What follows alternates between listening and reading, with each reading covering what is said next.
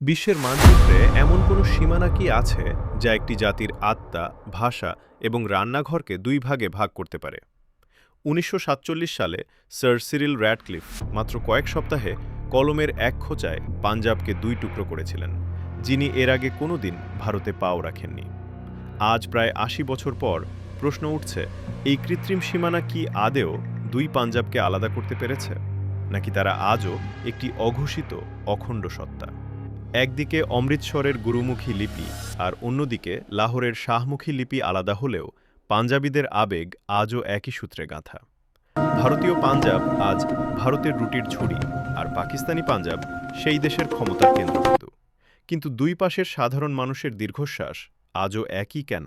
তাদের একে অপরের পাশে যেতে আজও ভিসার লম্বা লাইনে দাঁড়াতে হয়। রাজনীতি হয়তো মানচিত্রকে দুই ভাগ করেছে, কিন্তু সংস্কৃতি কি কোনোদিন হার মানবে? আপনি কি মনে করেন এই বিভক্তি কি মুছে ফেলা সম্ভব?